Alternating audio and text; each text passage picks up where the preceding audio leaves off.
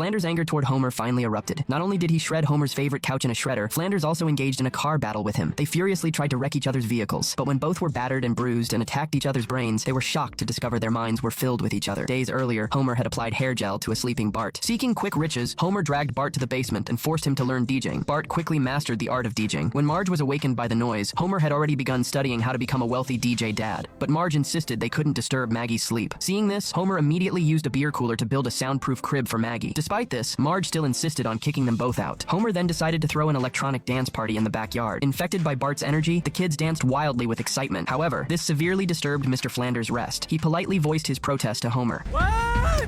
Turn it diddly down! Diddly down! Diddly down! Diddly down! Homer, however, dismissed Flanders' concerns without a second thought. Left with no choice, he bought noise-canceling headphones for the whole family. Homer, seeing this, snatched the headphones without Flanders' consent. That night, Bart DJ'd in the backyard as usual, partying with his classmates, showing no signs of stopping. With the noise-canceling headphones, the Simpsons slept soundly. But amid the blaring music, the Flanders family couldn't sleep at all. Flanders was nearly driven mad. When the Simpsons woke up, they found that the backyard had become a mess. Bart claimed the crowd had gotten out of control last night, fueled by the music, and vowed to quit DJ. But what about my mansion? I've already started interviewing butlers. Sorry, guys. You can all go home. Right, very good, sir. As you wish, sir. It's been an honor, sir. Marge was relieved Homer had bought the noise-canceling headphones in advance. Homer explained the headphones were borrowed from Flanders. Marge immediately demanded Homer return them and apologize. Fine. The things I do for this family. When Homer went to return it, Flanders happened to appear at the door. He then handed Homer the one sweater he hadn't borrowed. Ah, it's a little small. Flanders declared they were done with each other. Ned Flanders is never going to speak to me again? Ever?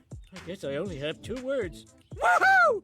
In truth, Homer was so consumed by this incident he couldn't sleep. At dawn, he arrived at Flanders' house, but Flanders refused him entry. To get his attention, Homer deliberately blew all the fallen leaves into Flanders' yard. Still, he received no response. Over the following months, Homer tried every trick in the book. Still, Flanders wouldn't utter a single word to him. Homer even deliberately stole his Jesus doll to provoke Flanders into talking, but Flanders simply pulled out a spare doll. Homer then threw a party specifically to try and interact with Flanders. Flanders coldly turned and walked away. Marge couldn't bear it any longer. She immediately visited Flanders' home. Hiya, Marge.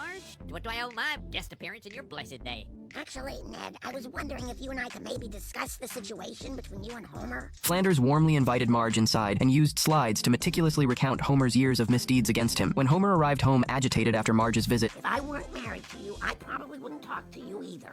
he could no longer endure Flanders' cold treatment. Marge suggested he write Flanders an apology letter. After careful consideration and multiple revisions, Homer discarded so many scraps of paper they filled several trash cans. Finally, he crafted an apology letter expressing genuine remorse. Even Lisa couldn't find a single flaw in it. Homer secretly slipped the letter under Flanders' door. A midnight disturbance woke the Simpsons, only to discover their home completely emptied.